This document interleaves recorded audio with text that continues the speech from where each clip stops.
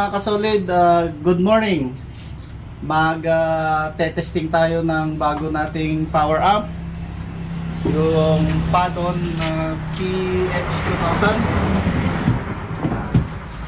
Sakto, ka-assemble namin tong apat na W box namin na P-Audio ang laman.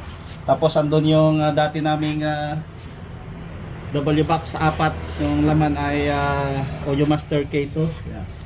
So dito muna tayo. Testing muna tayo, tapos ipapakita ko yung laman mamaya. Set up muna tayo. So first ay isaksak na natin. Yeah. Okay. Then yung mixer. Dito yung mixer. Yung XLR wire. Kahit isa lang, mag-parallel na lang tayo. So real time tong testing natin.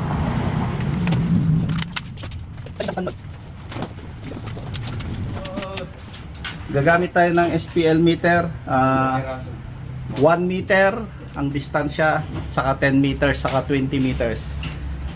So dito sa power amp, magpa-flat EQ lang muna tayo para makita natin yung AB na.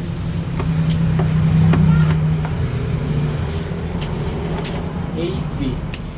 Yeah. Yeah. Power on. So mga 6 seconds. Try nating itodo. Matagal lang to, mga 10 to 12 seconds. Yan, okay na. Yan, so ito, tikat na.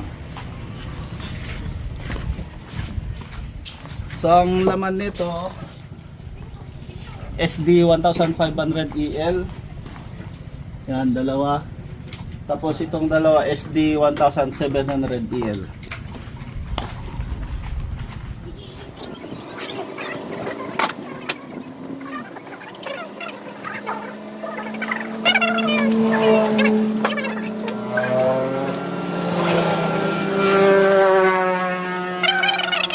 Rider. Full bali ito. Full volume ko. Yan.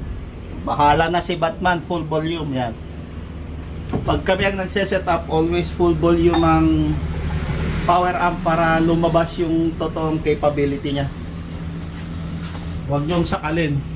Parang lang yan, pag sinakal mo, mabibitin, ha?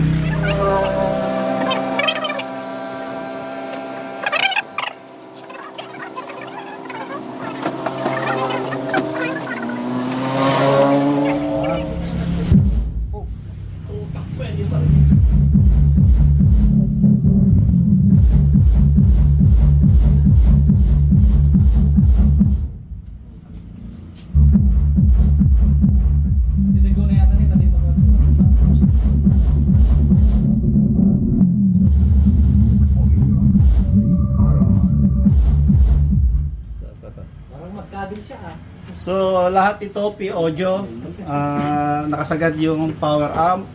Tapos wala tayong mid-range para mag-concentrate yung pag-capture ng camera sa bus. So dito ka na. So yan. Okay, apat.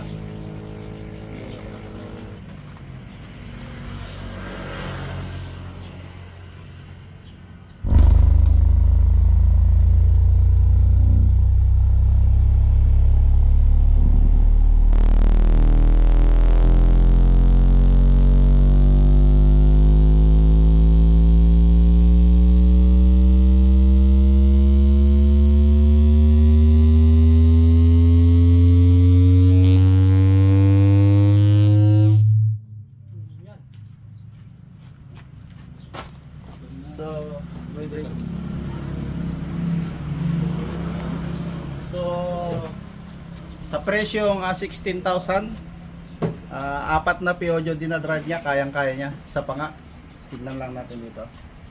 Yan. Blu-ray.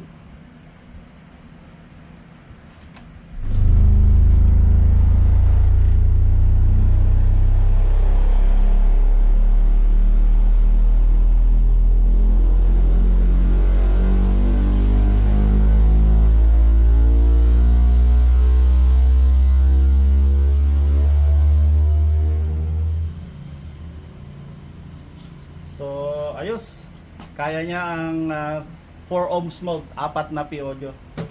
So, walang init. Konti lang, yung parang pag may kwan ka lang,